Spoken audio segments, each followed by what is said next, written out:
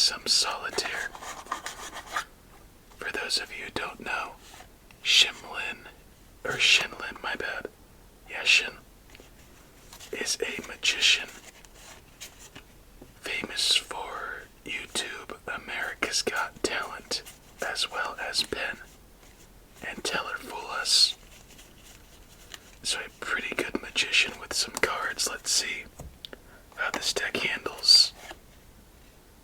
So let's put away our jokers and gaff cards, shuffle up this deck, and begin our night. Honestly, I like the new beginning I added with the decks. And funny enough, that still isn't all of the new decks that we have. It would take quite a bit of time or space I should say, to fit them all in one shot.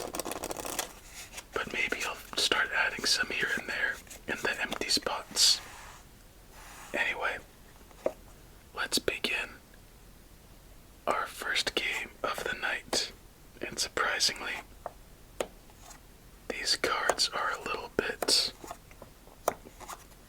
different. They look nice, I will give them that.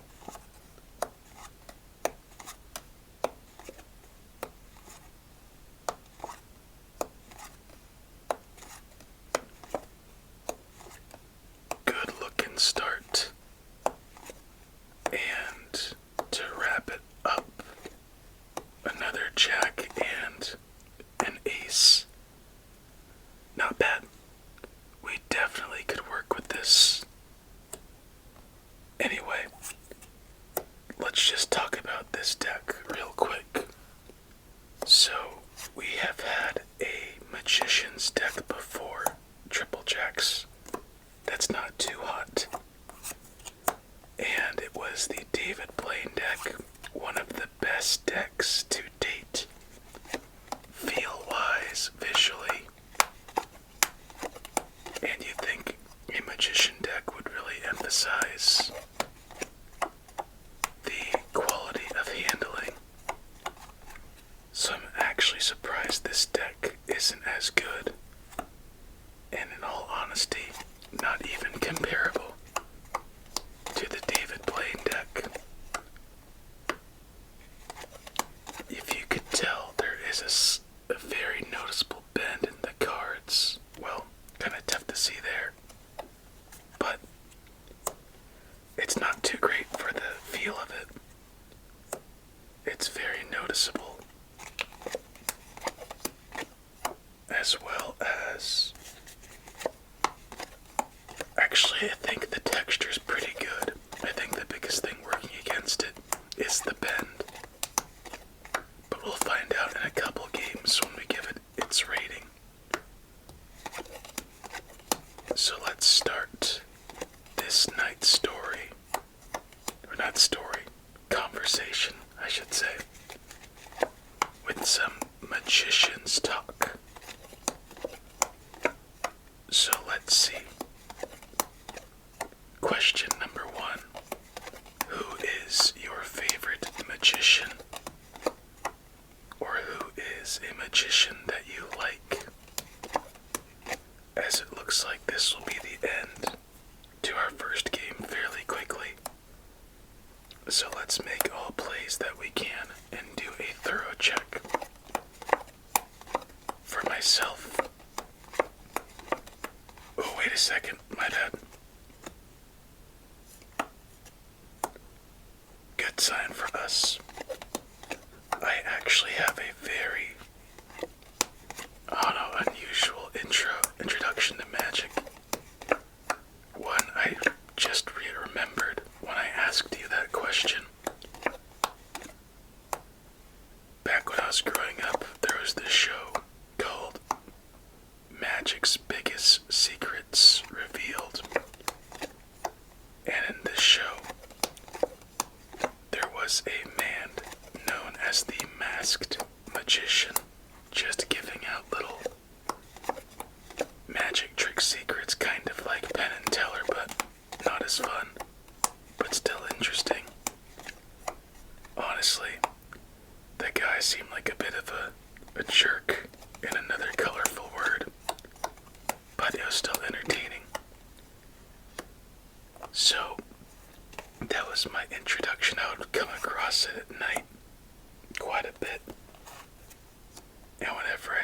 how to watch it.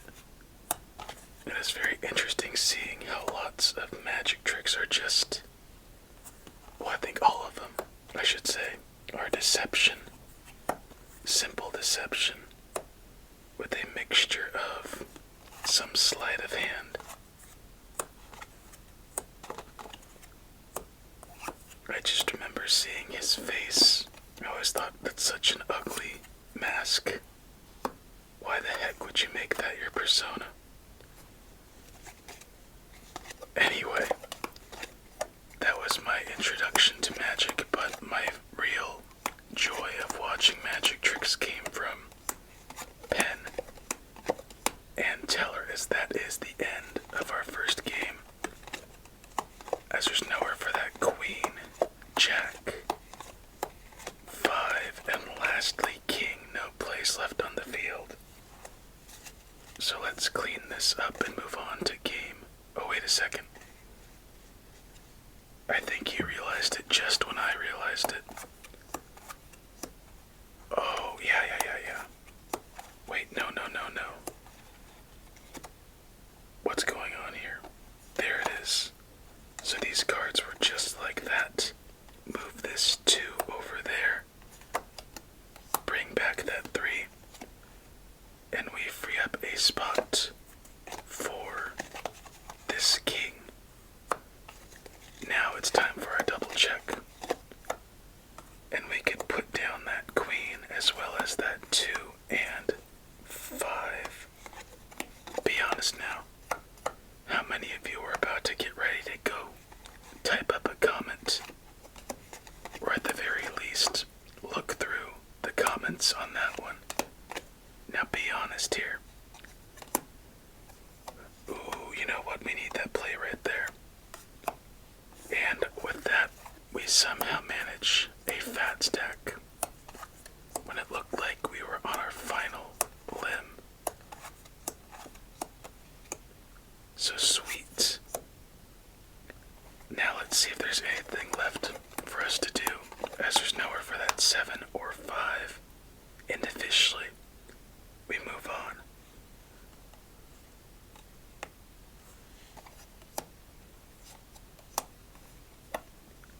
Officially, we move on to game number 2. My goodness, I hate when I do that, but always have to be sure. Anyway, back to some magic. Penn and Teller. Let's get into Penn and Teller for those of you who don't know this magical duo. Double 9s, and that is it. Let's do a casino shuffle for this one. So I believe in the early 1980s, this magic duo formed of Penn Jillette and Teller. The yin and yang combo of magic. A 6'6", probably, magician, large, carnival, what's the word, carnival trash, something like that, and a silent 5'7" or so, sleight of hand expert magician, comedic duo. They would get very famous in America, I should say, during the later 80s, early 90s, spawning their own television specials, live events, guest appearances on famous late-night talk shows. Lots of live shows in Las Vegas and around the States. Pretty much, at that time, the only person close to matching them was David Copperfield.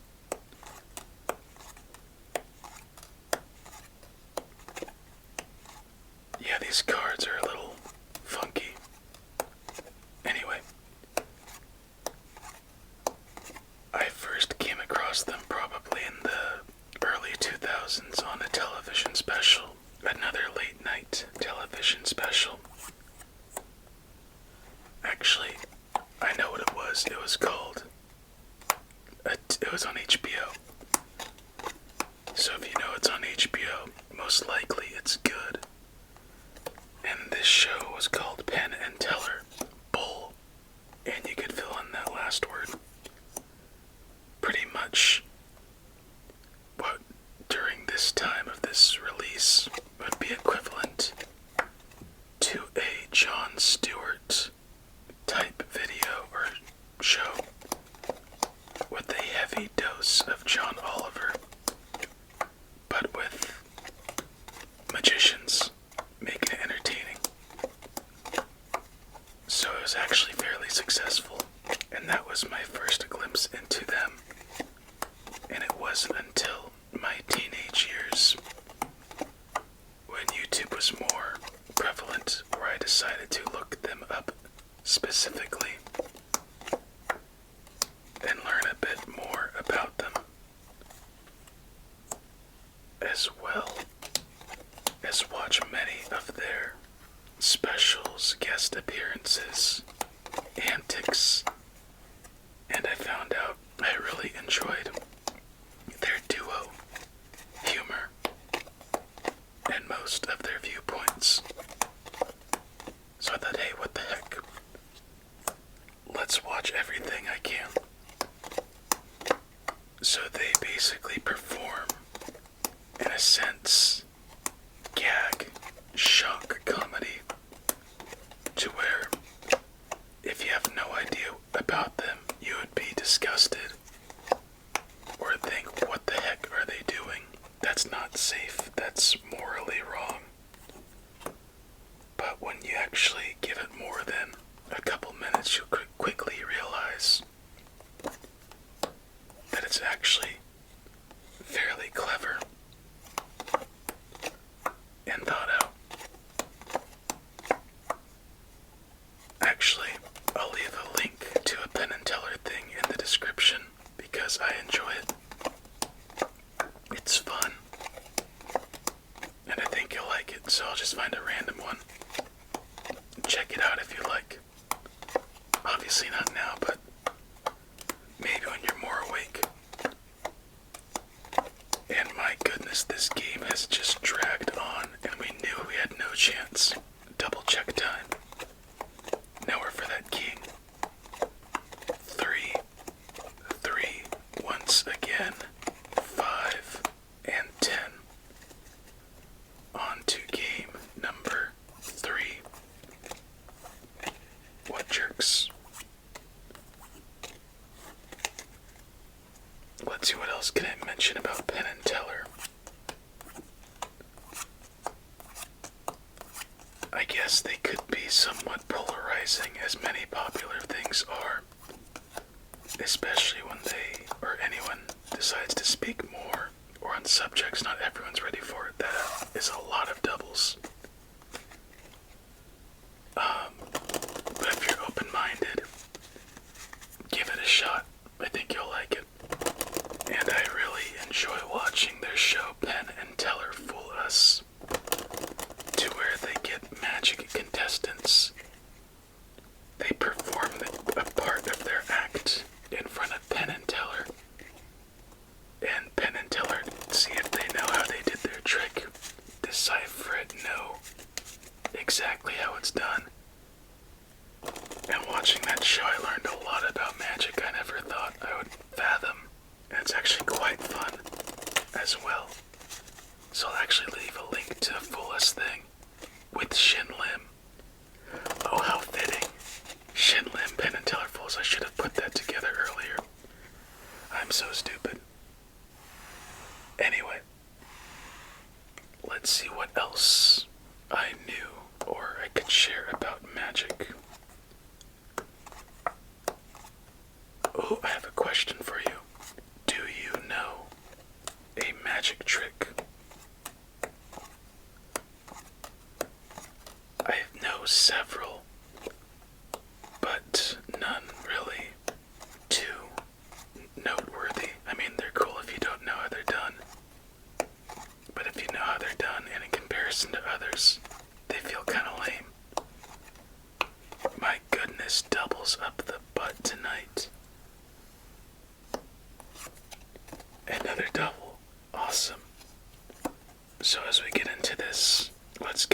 this deck's rating. The texture is nice. The card quality is lacking. The design is standard, yet on some, seems like there's a slight variation. Maybe it's just in my head, but I think I feel it.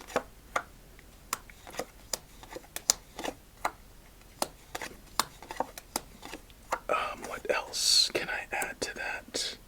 Yeah, I think everything's good or a little better than good. Besides the card durability. So, the back design's nice too. Nice little gray, black, and red mixture. What am I doing? But that shortcoming is a pretty large shortcoming. So I think we're gonna have to just give it a 7. I would like to go better, but just not there for a brand new deck of cards, unfortunately.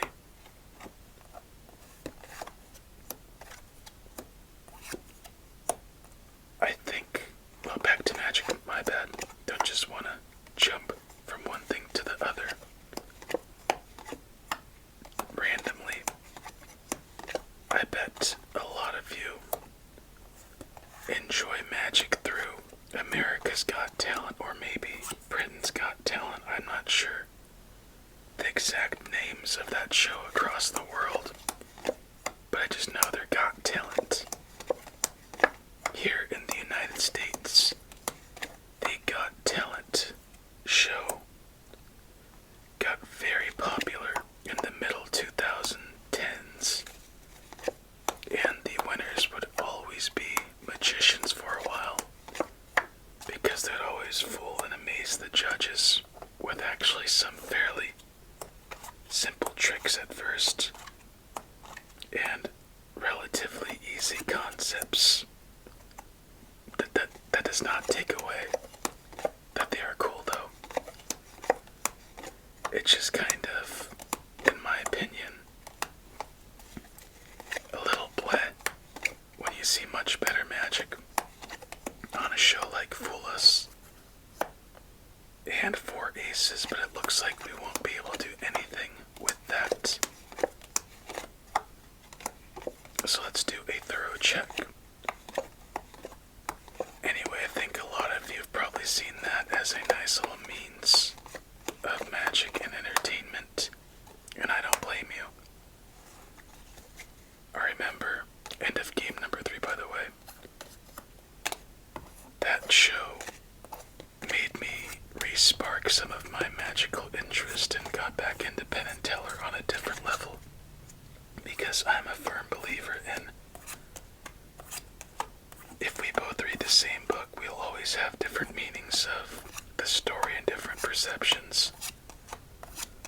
But if you're younger, the way you watch something as a kid, or as a teenager, adolescent, young adult, older adult, whatever it may be, as long as you're trying to self-improve, analyze, develop, whichever it may be, view it with as if it were new again, you will see a different viewpoint than you did before, even though you've seen something a couple times, 10 times or more, or read the same book. So I went back in with a more mature mindset and watched more Penn and Teller stuff, and it just made me appreciate it even more. From as before, it was more of an entertainment aspect, kind of like, in a sense, a kid watching their Saturday morning cartoons, but instead of Saturday morning cartoons, it was a young teenager watching magic tricks with blood, mild nudity, not even nudity, what's the word? I just appeal. I guess that's the best word. That type of stuff. But when you watch it again, it's just so interesting seeing the little hidden meanings and jokes. I think almost all of us have seen that. If we were to ever rewatch one of our favorite kids shows, just fresh off the mind, if you were here for our last episode, was Drake and Josh or iCarly, that type of stuff. Clearly now it's very different to when you're a kid or younger. It's more of like, oh, that's weird, but whatever. I'm enjoying it type of sentiment. So being reintroduced to the world of magic was very enjoyable with a more mature viewpoint.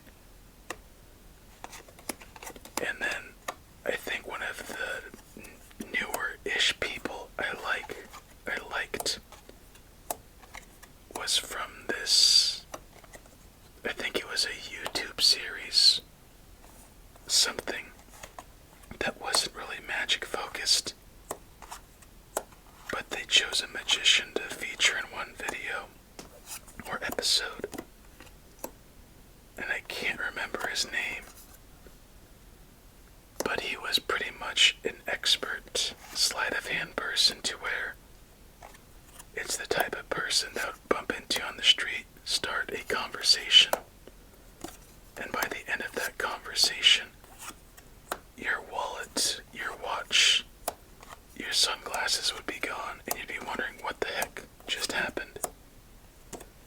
And that was just distraction, using your body's natural cues against you. I feel like his name is like right on the tip of my tongue, or tickling my brain, but it just can't come to me. I'm trying.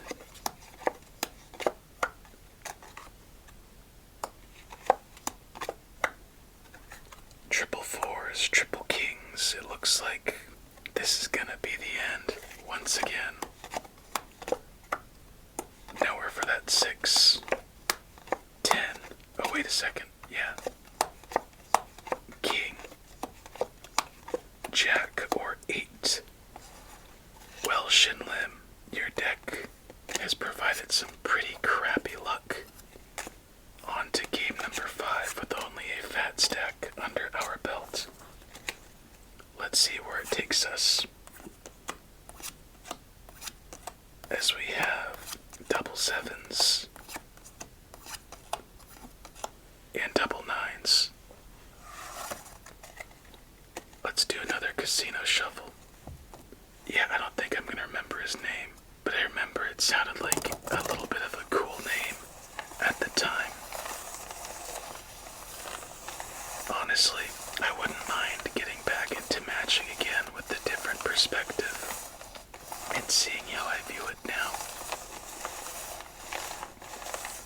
I remember telling myself when I was in high school, my main focus at the time were relationships, in a sense, sports, classes, but I wanted to learn about boxing, like Muhammad Ali, Mike Tyson, and around that type of era, as well as martial arts such as Bruce Lee.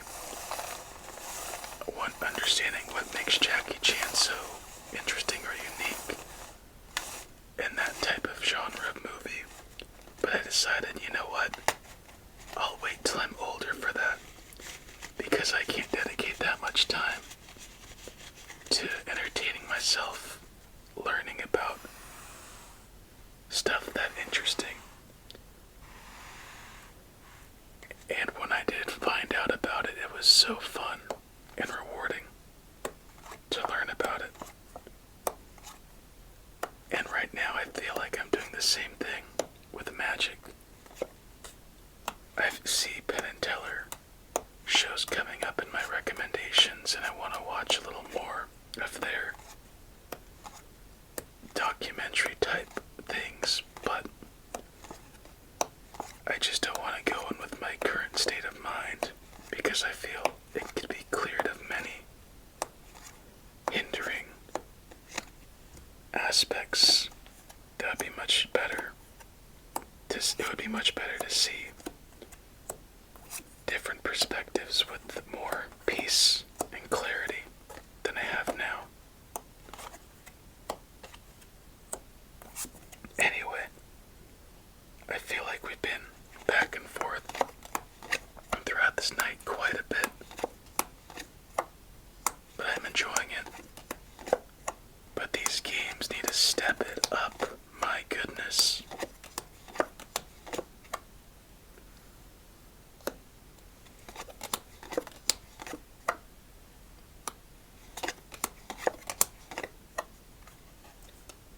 Triple jacks only momentarily, but we have had quite a few triplets throughout our night. Another queen, an 8, and I think that 8 might clear up a spot for us on this next time around.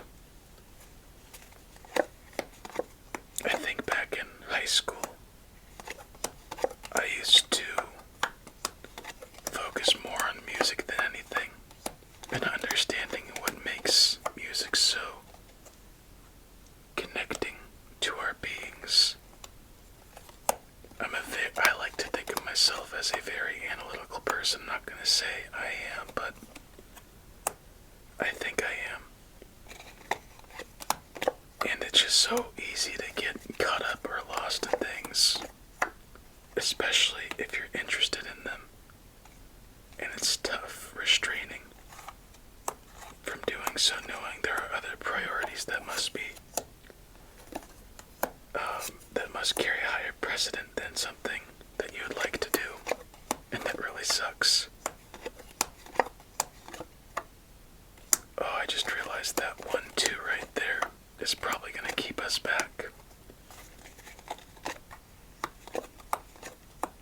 Oh, thank goodness, but I don't know how long that will take us. Last thought for the night.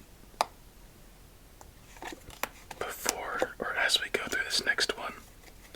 So I've thought about this before, but I've had this recommendation come up.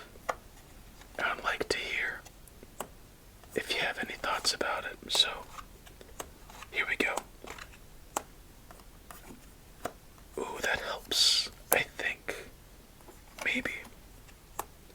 Fat stack number 2. Bam. So it's been an interesting idea to me to start an ASMR type podcast, but more of a loose type podcast. Personally, I don't think there should be as many podcasts as there are, so it makes me hesitant as that's the end of our night on doing one, really. I mean, I've tampered with it a bit, but nothing too seriously as, yep, that is the end of our night. But on second thought, if I have a different approach, I think I can make it more enjoyable and unique, especially since I've been trying to find more stories or instances to discuss while doing these solitaire videos with you, double nines and kings. It's made it a bit easier to share and speak about certain things. I think it'd be a nice way to learn more about ourselves and our viewpoints. See, there are the divots in the cards coming out about each other, especially for, at the time being, you don't really know too much about me, I'd assume. Or at least it feels like. And be a nice way to connect with one another. Not saying anything's gonna happen for sure or when, but let me know what you think of that. I might mention it a couple more times in the future, but anyway, that is it for tonight. Shin, your deck, very, very nasty. With that being said, I hope you enjoyed. It was fun.